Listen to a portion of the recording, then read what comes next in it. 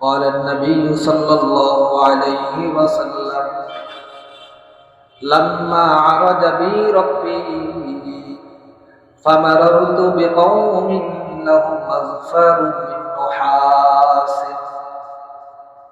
পয়গম্বর আরবি সাল্লাল্লাহু আলাইহি ওয়াসাল্লাম ইরশাদ করেন, আল্লাহ পাক রব্বুল আলামিন আমাকে বাইতুল্লাহ থেকে সফর করিয়ে বাইতুল মুকাদ্দাস পর্যন্ত নিয়ে গিয়েছেন, মিরাজ সংগঠিত করাইছে। বাইতুল মুকাদ্দাস যাওয়ার পথে নবী করিম সাল্লাল্লাহু আলাইহি ওয়াসাল্লাম বলেন, আমি এমন এক সম্প্রদায়ের পাশ দিয়ে অতিক্রম করলাম যাদের দেখলাম বড় বড় নখ, পিতলের তামার নখ তাদের হাতের মধ্যে, বড় বড় নখ। ইয়াখমুশুনা বুজুহাহুম ওয়া সুদুরহুম, তারা তাদের এই তামার এবং পিতলের নখ দিয়ে তাদের চেহারা এবং তাদের সিনার মধ্যে তারা আটকাইতেছে, গোশত ছুলাইতেছে, নখ দিয়ে তারা এইভাবে তাদের চেহারার মধ্যে এবং বুকের মধ্যে আঘাত করতেছে। ফাকুলতু মান হাউলা ইয়া জিবরিল, রাসূল বলেন, আমি জিবরিলকে ডাক দিয়ে বললাম, এরা কারা যে তারা তাদের চেহারার গোশতকে তাদের নখ দিয়ে তারা আটকাইতেছে? জিবরিল বললেন, ইয়া রাসূলুল্লাহ, হাউলাইল্লাযীনা ইয়াকুলুনা লুহুমান নাস। জিবরিল বললেন, ইয়া রাসূলুল্লাহ, এরা হলো সকল লোক, এরা হলো জমিনের ওই সমস্ত লোক যারা জমিনের মধ্যে মানুষের তার অপর ভাইয়ের দোষ চর্চা করত, গীবত করত। এরা হলো ওই সকল লোক যারা জমিনের মধ্যে একজন আরেকজনের গীবত করত, দোষ অন্যকে বলে বেড়াইতো। এই জন্য আল্লাহ পাক রব্বুল আলামিন তাদেরকে আজকে এত কঠিন শাস্তি দিচ্ছেন। বলেন নাউযুবিল্লাহ। রাসূল করিম সাল্লাল্লাহু আলাইহি ওয়াসাল্লাম রজব এবং শাবান মাসগুলির জন্য বরকতের দোয়া করেছিলেন। হে আল্লাহ, এই 2 মাসের মধ্যে আপনি আমাদের সময়ের মধ্যে, আমাদের কাজের মধ্যে, আমাদের ইনকামের মধ্যে, সব কিছুর মধ্যে আল্লাহ তুমি 2 রজব এবং শাবান মাসে বরকত দান করো, যাতে করে আমরা এই 2 মাসে আমাদের কাজগুলো শেষ করে আমাদের রিজিকের জন্য রিজিক অন্বেষণ করে আমরা যেন রমজানের জন্য প্রস্তুতি গ্রহণ করতে পারি। আল্লাহ পাকের কাছে রাসূল করিম সাল্লাল্লাহু আলাইহি ওয়াসাল্লাম দোয়া করেছেন, আল্লাহুম্মা বারিক লানা ফি রজব ওয়া শাবান ওয়া বাল্লিগনা রমাদান। এই 2 মাসে রজব এবং শাবান মাসে আল্লাহ সব কিছুর মধ্যে বরকত দান করুন এবং রমজান মাস পর্যন্ত আমাদেরকে পৌঁছিয়ে দাও। গত সপ্তাহে আলোচনা হয়েছিল মেরাজ সম্পর্কে, কিছু আলোচনা আমরা করেছিলাম। আল্লাহ পাক রব্বুল আলামিন রাসূলকে সান্ত্বনা দেওয়ার জন্য মেরাজ সংগঠিত করেছিলেন এই রজব মাসে।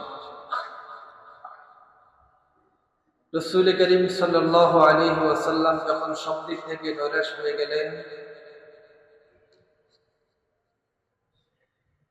পেরেশান হয়ে গেলেন, রাসূলের আপনজন সবচাইতে যারা রাসূলকে বেশি সহযোগিতা করতেন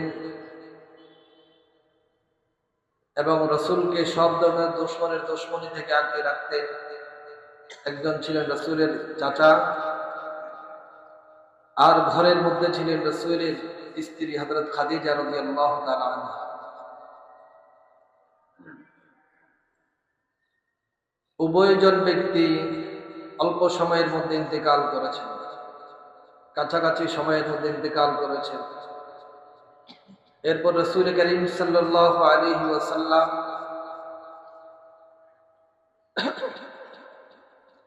নানার দেশে অর্থাৎ তাইফের মধ্যে তিনি আগমন করলেন। ভাবলেন হয়তো তাইফের বাসীরা আমার সহযোগিতা করবে, তাইফের বাসীরা রসুলকে বিভিন্নভাবে সহায়তা করবে, কিন্তু তারা রসুলকে সহায়তা এবং সহযোগিতার পরিবর্তে রসুলের দুশমনি শুরু করে দিয়েছে। রসুল নৈরাশ হয়ে গেলেন, তাইফবাসীর আচরণে। আল্লাহ পাক রব্বুল আলামিন রসুলকে সান্ত্বনা দেওয়ার জন্যই ইসরা এবং মেয়ারাজ সংগঠিত করেছেন। আমরা যেমন অনেক সময় বলি, ভাই তোমার মন খারাপ, একটু ঘুরে আসো, বিভিন্ন দর্শনীয় স্থানগুলো একটু ঘুরে আসো, মন ভালো হয়ে যাবে। রসুলকে আল্লাহ পাক রব্বুল আলামিন রসুলের যখন পেরেশান অবস্থা দেখলেন, আল্লাহ পাক রব্বুল আলামিন রসুলকে সফর করিয়ে আল্লাহ পাকের বড় বড় নিদর্শনগুলো রসুলকে দেখিয়ে রসুলকে সান্ত্বনা দিয়েছেন। বলেন সুবহানাল্লাহ। এই কথাটাই আল্লাহ পাক রব্বুল আলামিন কোরআনে কারীম সূরা বনী ইসরাঈলের 1 নম্বর আয়াতে আল্লাহ পাক রব্বুল আলামিন ইরশাদ করেন, সুবহানাল্লাযী আসরা বি'আবদিহি লাইলান মিনাল মাসজিদিল হারাম من المسجد الحرام إلى المسجد الأقصى الذي باركنا حوله لنريه من آياتنا إنه هو السميع البصير। আল্লাহ পাক রব্বুল আলামিন বলেন, আমি আমার বান্দা মুহাম্মদকে রাত্রিতে সফর করাইছি মসজিদে হারাম থেকে মসজিদে আকসা পর্যন্ত। এটি হলো ইসরা, রাত্রির সফর। আর মসজিদে আকসা থেকে সাত আসমান পর্যন্ত যে সফরটা হয়েছে এটাকে বলা হয় মেয়ারাজ। উভয়টা রাসূল আল্লাহ তাআলা একই রাত্রিতে আল্লাহ তাআলা সংগঠিত করাইছেন। আল্লাহ পাক বলেন, আমি রসুলকে আমার বিআবদিহি বলছেন, রসুলও বলেন নাই, নবীও বলেন না, আব্দুল বলছেন। কারণ মানুষের সব কিছুর পরিচয় চাইতে আল্লাহর কাছে আমরা আল্লাহর বান্দা, এটা হলো সবচাইতে বড় পরিচয়। আব্দুল বলার দ্বারা আব্দ বলা হয় রূহ এবং শরীর উভয়টাকে। আল্লাহ পাক রব্বুল আলামিন রসুলকে মুহাম্মদ না বলে আব্দুল বলে এটাই বুঝাচ্ছেন যে রসুলের যে মেরাজ এবং ইসরা হয়েছে এটা সশরীরে হয়েছে। বলেন সুবহানাল্লাহ। বাইতুল মুকাদ্দাস পর্যন্ত রসুলের ইসরার গন্তব্য। বাইতুল মুকাদ্দাসের পরিচয় আল্লাহ দিচ্ছেন, আল্লাযী বারাকনা হাওলাহু লিনুরিয়াহু মিন আয়াতিনা। যে বাইতুল মুকাদ্দাসের আশপাশকে সব কিছুর মধ্যে আমি বরকত দিয়েছি, বরকত দিয়ে ভরপুর করে দিয়েছি। বলেন সুবহানাল্লাহ। তাফসীরের কিতাবের মধ্যে লেখে, এই বরকত দ্বারা উদ্দেশ্য হলো আল্লাহ পাক রব্বুল আলামিন শাম তথা বাইতুল মুকাদ্দাস বর্তমান যে ফিলিস্তিনে অবস্থিত আছে, এই শামের মধ্যে আল্লাহ পাক রব্বুল আলামিন যে পরিমাণ নবী পাঠাইছেন, বাইতুল মুকাদ্দাসের জমিনে যে পরিমাণ পয়গম্বর পাঠাইছেন, পৃথিবীর অন্য কোন জমিনে এই পরিমাণ পয়গম্বর আল্লাহ পাঠান নাই। পয়গম্বর পাঠিয়ে আল্লাহ পাক রব্বুল আলামিন শাম তথা ফিলিস্তিন বা সিরিয়া এই জায়গাগুলোকে আল্লাহ বরকতপূর্ণ করে দিয়েছেন। বলেন সুবহানাল্লাহ। এই জন্য তো দেখেন এই জায়গাগুলোর মধ্যে ইহুদি খ্রিস্টানদের সবসময় নজর থাকে, কারণ এই জায়গাগুলো, এই জমিনগুলো, এগুলো হলো নবুয়তের জমিন, যেগুলোর মধ্যে আল্লাহ তাআলা অধিক পরিমাণ নবুয়ত আল্লাহ তাআলা এই জমিনে দান করেছেন।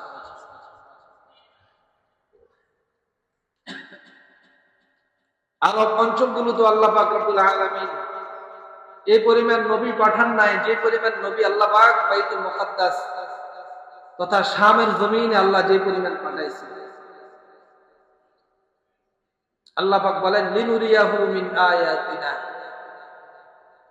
আমি আমার পয়গম্বরকে যে সফর করাইছি, এই সফরে ভ্রমণ করাইছি এই জন্য যাতে করি আমি তাকে আমার বড় বড় নিদর্শনগুলো দেখাইতে পারি।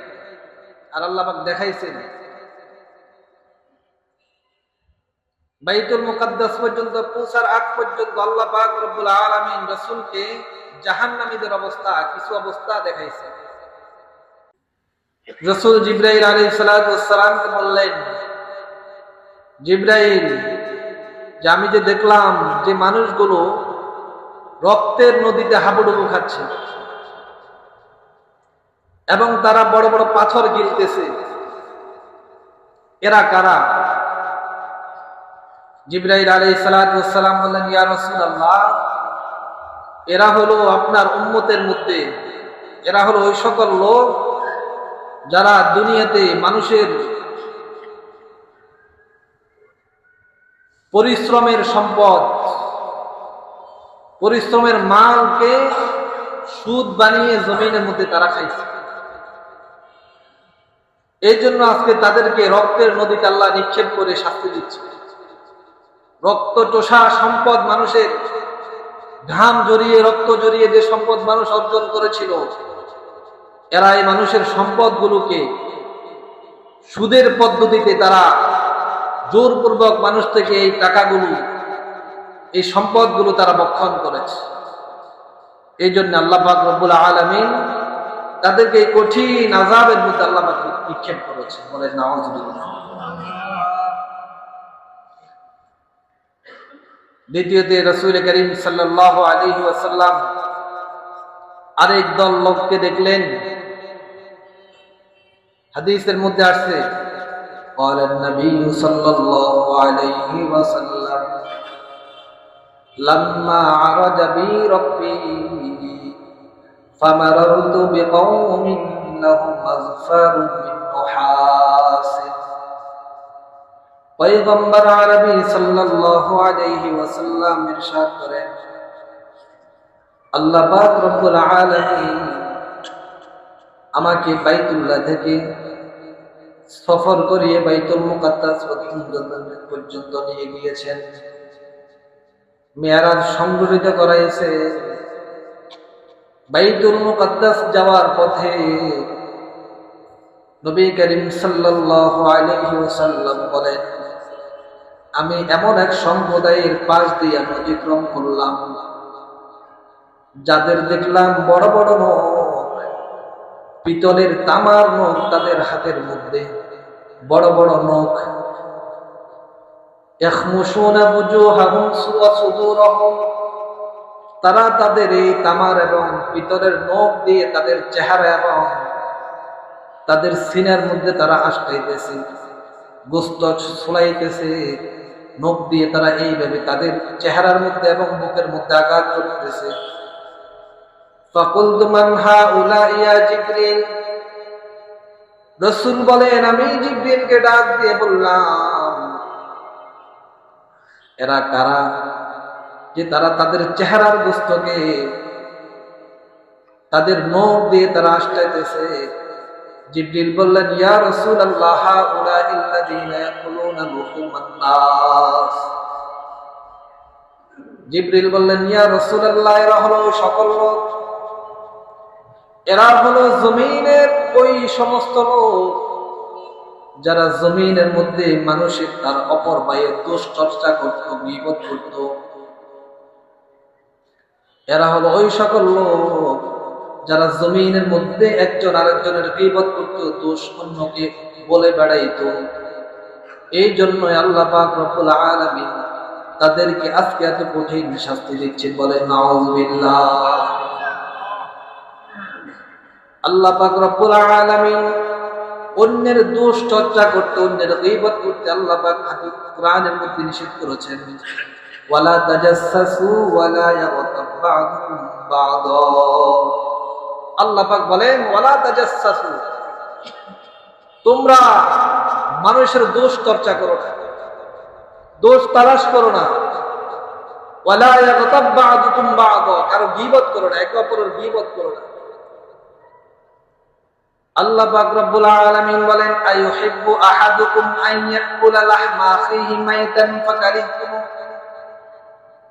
আল্লাহ পাক বলেন, তোমাদের কেউ কি এটা পছন্দ করে যে তার মৃত ভাইয়ের গোশত সে খাবে?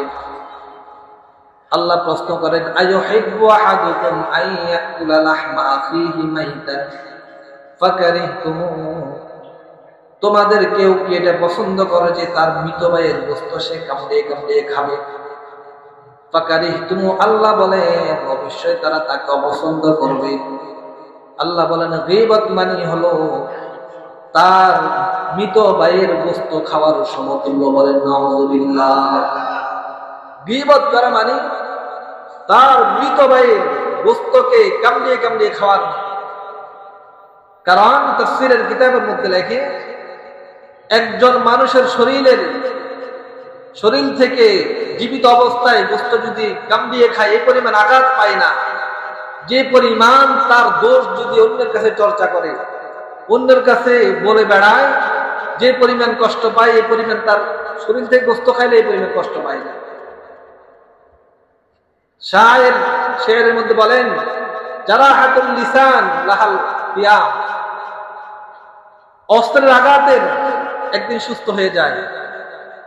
অস্ত্রের আঘাত করলে দা দিয়ে চাকু দিয়ে কাউকে যদি আঘাত করেন এটা একদিন সুস্থ হয়ে যায়, ভালো হয়ে যায়। কিন্তু মুখ দিয়ে কাউকে আঘাত দিলে এই আঘাত কখনো কি ভালো হয় না। ওয়ালা ইয়ালতামু জারাহাতুল লিসান, জবানের আঘাত কখনো ভালো হয় না। চিরজীবন যতদিন জীবিত থাকে ততদিন কি এটা মনে থাকে, আঘাত তার দিলের মধ্যে থেকে যায়। আল্লাহ পাক রব্বুল আলামিন বলেন, তোমরা একে অপরের দোষকে চর্চা করো। রাসূল করিম সাল্লাল্লাহু আলাইহি ওয়াসাল্লাম বলেন, এরপর আবার আমাকে সামনের দিকে নিয়ে যাওয়া হলো। যাইতে যাইতে দেখলাম একদল লোককে বড় এরকম তুন্দুর চুলার ন্যায়, চুলার মধ্যে তারা আগুনের মধ্যে তারা হাবুডুবু খাচ্ছে, কিছু মহিলা কিছু পুরুষ। ওইখান থেকে ভীষণ দুর্গন্ধ বের হচ্ছে। পয়গম্বর আরবি সাল্লাল্লাহু আলাইহি ওয়াসাল্লাম বলেন, আমি জিবরিলকে জিজ্ঞেস করলাম, মান হাউলা ইয়া জিবরিল, জিবরিল এরা কারা যাদেরকে এত কঠিন অবস্থার মধ্যে শাস্তি দেওয়া হচ্ছে, আগুনের মধ্যে নিক্ষেপ করে শাস্তি দেওয়া হচ্ছে, এবং তাদের লজ্জাস্থান থেকে এমন পুজ রক্ত বের হচ্ছে, দুর্গন্ধ। পয়গম্বর আরবি সাল্লাল্লাহু আলাইহি ওয়াসাল্লাম বলেন, জিবরাইল আলাইহিস সালাম বললেন, ইয়া রাসূলুল্লাহ, এরা হলো ওই সমস্ত লোক যারা জমিনে থাকা অবস্থায় ব্যভিচার করতে। বলেন নাউযুবিল্লাহ। যারা জমিনে থাকা অবস্থায় হারাম সম্পর্ক করেছে, হারাম রিলেশন করেছে, সম্পর্ক করেছে, ব্যভিচার জানা ব্যভিচার করেছে, আল্লাহ পাক রব্বুল আলামিন এই জন্য তাদের কাছে এত কঠিন আযাবের মধ্যে আল্লাহ আযাব দিচ্ছেন। আল্লাহ পাক বলেন, ওয়ালা তাকরাবুজ জিনা ইন্নাহু কানা ফাহিশা, তোমরা জিনার নিকটবর্তী হইও না। জিনা তো করো না, শুধু এই কথা বলেন নাই, জিনার নিকটবর্তী হইও না, তোমরা ব্যভিচারের নিকটবর্তী হইও না। যে কাজগুলো করলে জিনার দিকে মানুষকে ধাবিত করে, যে কাজগুলো করলে, যে গুনাহগুলো করলে জিনার দিকে ধাবিত করে, জিনা না। আল্লাহ পাক রব্বুল আলামিন বলেন, তোমরা ওই কাজগুলোর নিকটবর্তী হইও না। ওই কাজ করো না, শুধু এটা বলেন না, ওই কাজের নিকটবর্তী হইও না। যেই কাজগুলো মানুষ গ্রহণ করলে মানুষকে ব্যভিচারের মধ্যে লিপ্ত করবে, হারাম সম্পর্ক করলে আপনাকে ব্যভিচারের মধ্যে লিপ্ত করবে অবশ্যই। আল্লাহ পাক বলেন, তুমি হারাম সম্পর্ক করো না। ওয়ালা তাকরাবুজ জিনা ইন্নাহু কানা ফাহিশা, আল্লাহ পাক রব্বুল আলামিন বলেন, এটা এমন মারাত্মক গুনাহ, এটা এমন কবিরা গুনাহ যেটা আল্লাহ পাক রব্বুল আলামিন তওবা ছাড়া ক্ষমা করেন না।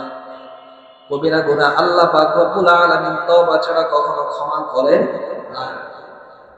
এই গুনাহ তো করবে না, বরং গুনার নিকটবর্তী তোমরা হইও না। রাসূল করিম সাল্লাল্লাহু আলাইহি ওয়াসাল্লাম বলেন, এরপর আমার সামনের দিকে আমরা অগ্রসর হতে লাগলাম। সামনের দিকে অগ্রসর হতে লাগলাম, তখন মারারতু বিকওমিন, এমন এক সম্প্রদায়ের সাথে আমাদের সাক্ষাৎ, যাদের মাথায় বড় বড় হাতুড়ি দিয়ে ফেরেশতাগণ আঘাত করে।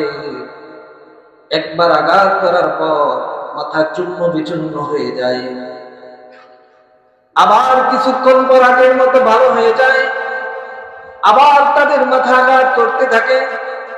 এইভাবে একবার আঘাত করার পর চূর্ণ বিচূর্ণ হয়ে যাওয়ার পর আবার আল্লাহ পাক রব্বুল আলামিন কুদরতিভাবে আগের মতো সুস্থ করে দেন।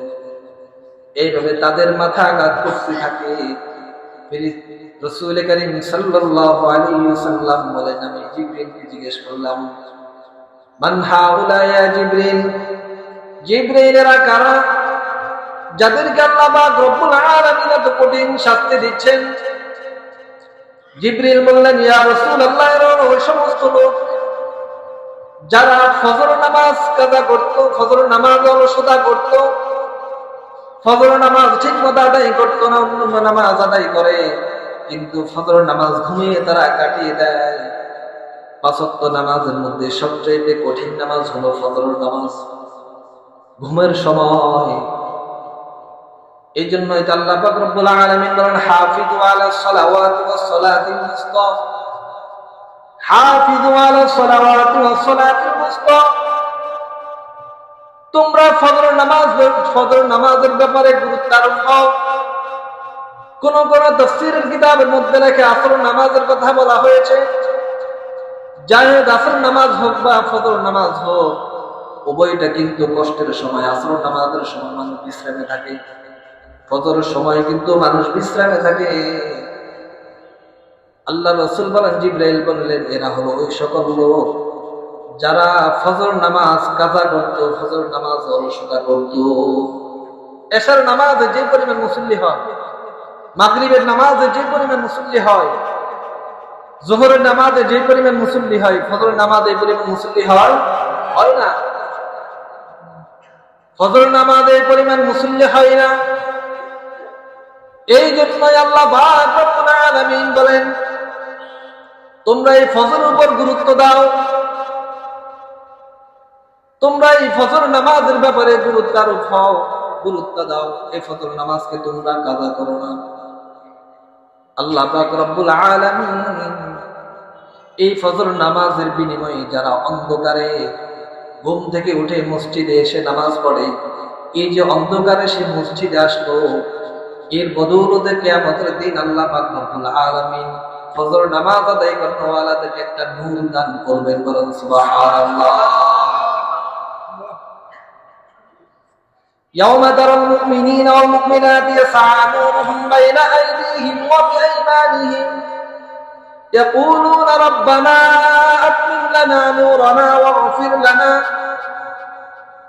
আল্লাহ পাক রব্বুল আলামিন রাসূলকে বলেন, ইয়া রাসূলুল্লাহ, কিয়ামতের দিন আপনি মুমিন এবং মুমিনাতদেরকে দেখতে পাবেন।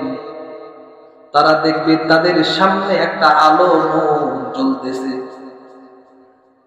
তারা আল্লাহর কাছে দোয়া করবে, আল্লাহ এই নূর আলোকে তুমি তাড়াতাড়ি নিভিয়ে দিও না, যতক্ষণ পর্যন্ত আমরা জান্নাতে প্রবেশ না করতে পারবো, ততক্ষণ পর্যন্ত আমাদের এই নূরটাকে তুমি নিভিয়ে দিও না। বলেন সুবহানাল্লাহ।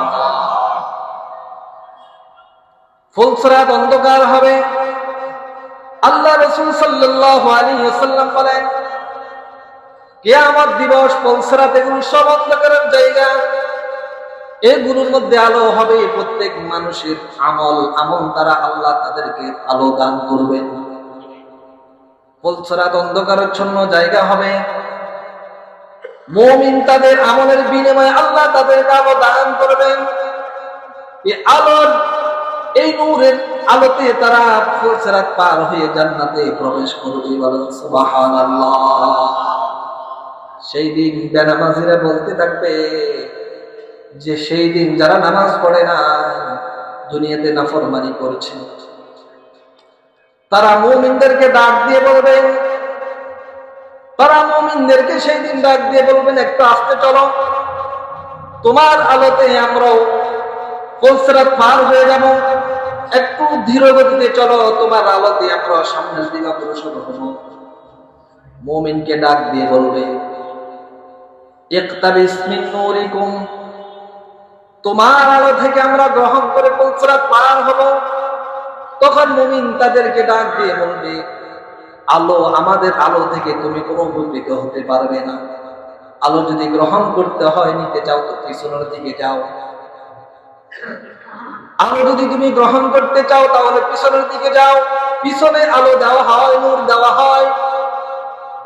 এই লোক ভাবছিল যে কিয়ামতের ময়দান যেখানে বিচার হয়েছে সেখানে মনে হয় দিলে আলো পাওয়া যাবে, কিন্তু ওই ব্যক্তির উদ্দেশ্য হলো এ আলো কামানোর জায়গা হলো দুনিয়া, দুনিয়াতে যা।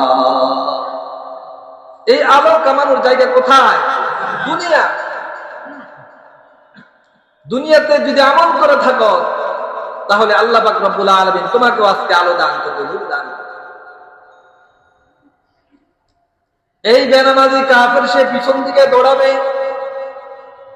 কিয়ামতের ময়দান যেখানে বিচার হয়েছিল ওইখানে আসার পর দেখবে ওখানে কোনো নূর দেওয়া হয় না, আলো বন্টন করা হয় না।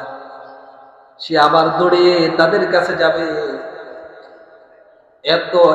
এর মধ্যে দিয়ে আল্লাহ পাক রব্বুল আলামিন মুমিন এবং বেনামাজি এবং কাফেরদের মাঝে আল্লাহ পাক রব্বুল আলামিন বড় প্রাচীরের ব্যবস্থা করে দিবে, বড় প্রাচীর নির্মাণ করে দিবে। এই বেনামাজি ডাক দিয়ে বলবে, ভাই, দুনিয়াতে তোমার সাথে ছিলাম, দুনিয়াতে একসাথে আমরা চলাফেরা করেছি, দুনিয়াতে একসাথে একই দোকানে বসে চা নাস্তা করেছি, কত তোমাকে নাস্তা করাইছি। আজকে তুমি আমাকে রেখে, আমাদেরকে রেখে তুমি চলে যাচ্ছ। এইভাবে বলে বলে সে ডাক দিবে। আল্লাহ পাক রব্বুল আলামিন বলবেন, আজকে কোনো বিনিময় চলবে না, আল্লাহর আযাব থেকে আজকে কোনো দোহাই চলবে না, কোনো কিছুর বিনিময়ে আজকে তোমরা আমার আযাব থেকে বাঁচতে পারবে না। তোমাদের জন্য আমার আযাব অবধারিত হয়ে গিয়েছে। বলেন নাউযুবিল্লাহ। জিবরাইল আলাইহিস সালাতু ওয়াস সালাম বললেন, ইয়া রাসূলুল্লাহ, এরা হলো ওই সকল লোক যারা দুনিয়াতে ফজর নামাজ কাজা করত, এই জন্য আল্লাহ পাক রব্বুল আলামিন তাদেরকে এত কঠিন শাস্তি দিচ্ছেন। রাসূল করিম সাল্লাল্লাহু আলাইহি ওয়াসাল্লাম জিজ্ঞেস করলেন, কতদিন পর্যন্ত তাদেরকে এই কঠিন শাস্তি দেওয়া হবে? জিবরাইল আলাইহিস সালাতু ওয়াস সালাম বললেন, কিয়ামত পর্যন্ত, কিয়ামত সংঘটিত হওয়া পর্যন্ত তাদেরকে এই কঠিন আযাব দেওয়া হবে। বলেন নাউযুবিল্লাহ। কিয়ামত সংঘটিত হওয়া পর্যন্ত এই বেনামাজিদেরকে এত কঠিন আযাবের মধ্যে আল্লাহ পাক রাখবেন।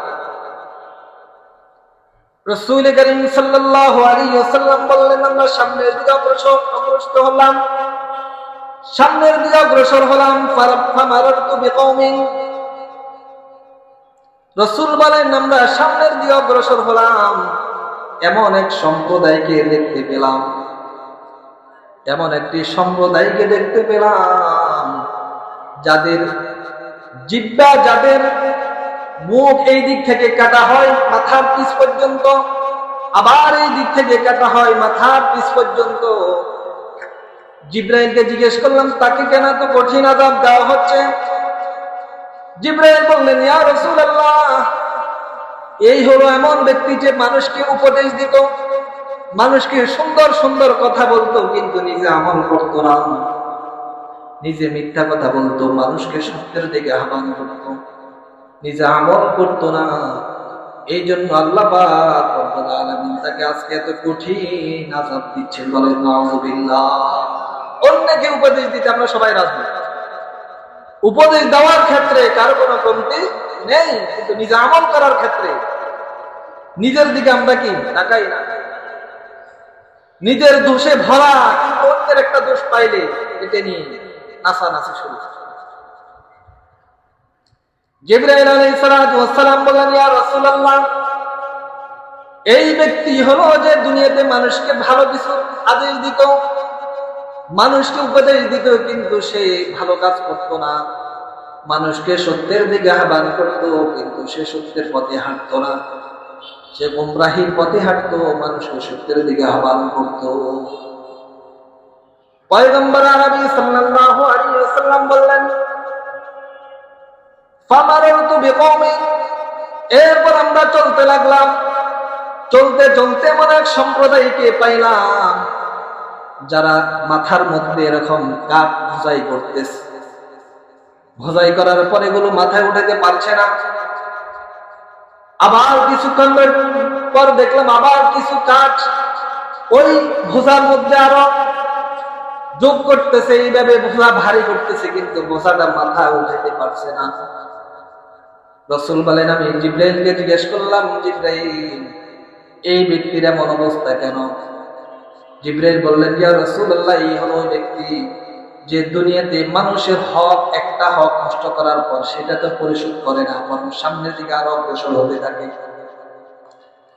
একজনের এক হক নষ্ট করছে, একজনের হক সে নষ্ট করে দিয়েছে, তা পরিশোধ না করে বরং অন্যজনের হক নষ্ট করছে। এইভাবে হক নষ্ট করার মাত্রা তার দৈনিক বাড়তেছে। এই বোঝা সে কিয়ামতের দিন বহন করতে পারবে না, কারণ এত হক সে মানুষের নষ্ট করেছে, যার প্রতিদান সে আমল দিয়েও কিয়ামতের দিন আল্লাহ তাআলার সামনে সে তার আমল দিয়েও এই হক সে আদায় করতে পারবে না। এই হলো সেই ব্যক্তির দৃষ্টান্ত যে মানুষের একজনের হক নষ্ট করছে, এটা আদায় না করে আরেকজনের এভাবে হক শুধু ভারী করতেছে, এই যে মাথায় উঠাতে পারছে না। কিয়ামতের দিন সে এই হক তার আমল দিয়ে, তার কোন দান সদকা দিয়ে সে এই হক আদায় করতে পারবে না, তার জন্য জাহান্নাম অবধারিত হয়ে যাবে। এই যে ঘটনাগুলো, আল্লাহর নিদর্শনগুলো, আল্লাহ বলেন এগুলো দেখানোর জন্য আমি রাসূলকে ইসরা এবং মেরাজ সংগঠিত করাইছি। বলেন সুবহানাল্লাহ। জাহান্নামের যে অবস্থাগুলো রাসূল দেখলেন, এগুলো এখনো বাইতুল মুকাদ্দাসে পৌঁছেন না, এর আগে দেখছেন। আর জান্নাতের যে বিষয়গুলো, এগুলো রাসূল সাত আসমান সফর করার পর রাসূল দেখেছেন। মুফাসসিরিন কেরাম বলেন, এর থেকে প্রমাণিত হয় জাহান্নাম যেটা, এটা কিন্তু উপরে না, এটা হলো নিচে। এটা হলো কোথায়? হাদিসের মধ্যে রাসূল করিম সাল্লাল্লাহু আলাইহি ওয়াসাল্লাম বলেন, ইন্না জাহান্নামা তাহতাল আরদি সাবিআ, জাহান্নাম 7 জমিনের নিচে আল্লাহ নির্মাণ করে রেখেছেন। জমিনের নিচে আল্লাহ পাক রব্বুল আলামিন জাহান্নামকে তৈরি করে রেখেছেন। এখন বলতে পারেন পৃথিবীতে অনেক ছোট, তাহলে জাহান্নাম তো ছোট। জাহান্নাম এখন ছোট, কিন্তু কিয়ামতের পরে আল্লাহ পাক এটাকে আরো সম্প্রসারিত করে আরো বড় করে দিবেন। বলেন সুবহানাল্লাহ। এটা এত ছোট থাকবে না। এই যে আগ্নেয়গিরি কত কিছু বলে যে পাহাড় থেকে আগুন বের হয়, জমিন থেকে আগুন বের হয়। আমেরিকা তারা ফিলিস্তিনকে কতদিন পর্যন্ত,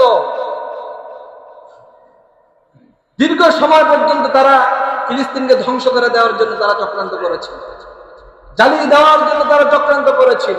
আল্লাহ পাক রব্বুল আলামিন কুদরতিভাবে জমিনের আগুন দিয়ে তাদেরকে ধ্বংস করে দিয়েছে। আল্লাহ পাক ধরেন, এভাবে ধরেন, এগুলো সব আল্লাহ পাকের দল, সেনাবাহিনী, আগুন, বাতাস, পানি, এক একজনকে আল্লাহ এক এক ভাবে এক এক শব্দ দ্বারা আল্লাহ ধরেন। আমেরিকার যে বিলাসবহুল এলাকাকে আল্লাহ ধরছেন, এটা কিসের মাধ্যমে ধরছেন? আগুনের মাধ্যমে। তারা ফিলিস্তিনিদের বাড়িঘর বোমা দিয়ে জ্বালিয়ে দিয়েছে। আল্লাহ এক মুহূর্তে ফিলিস্তিন যে পরিমাণ তারা জ্বালাইছে, এর থেকে বেশি আল্লাহ এক মুহূর্তে তাদের জায়গা জ্বালিয়ে দিয়েছে। এটা কার সৈনিক? আল্লাহর সৈনিক। ওমা ইয়ালামু জুনুদা রাব্বিকা ইল্লা হু। আল্লাহর সৈনিক কতজন এটা কেউ জানে না, শুধুমাত্র কে জানেন? আল্লাহ। আল্লাহ এক একজনকে আল্লাহর এক এক সৈন্য দ্বারা, এক এক সেনাবাহিনী দ্বারা আল্লাহ আক্রমণ করেন। নমরুদকে আল্লাহ ল্যাংড়া মশা দ্বারা আক্রমণ করেছেন, ধরেছেন। এই ল্যাংড়া মশাও আল্লাহ সৈনিক। আসহাবে ফিলকে আল্লাহ ছোট ছোট পাখি দিয়ে যাদেরকে আপনি আবাবিল আবাবিল পাখি বলেন আপনারা, আবাবিল পাখি না, আবাবিল মানে হলো ঝাঁকে ঝাঁকে ঝাঁকে ঝাঁকে ছোট ছোট পাখি দিয়ে হাতিওয়ালাদেরকে আল্লাহ কি হয়েছে এইভাবে এক এক সময় এক এক জালেমকে আল্লাহ পাক রব্বুল আলামিন এইভাবে পাকড়াও করেন, এমন ভাবে পাকড়াও করেন আল্লাহ ধরা থেকে তারা বাঁচতে পারে না। জাহান্নামকে আল্লাহ সাত জমিনের নিচে নির্মাণ করেছেন, বানিয়ে রেখেছেন। বিজ্ঞানীরা তারা জমিন পর্যবেক্ষণ করে জমিনের নিচে এমন একটা ধাতু পেয়েছেন, পাথরের ঘেরাও করা।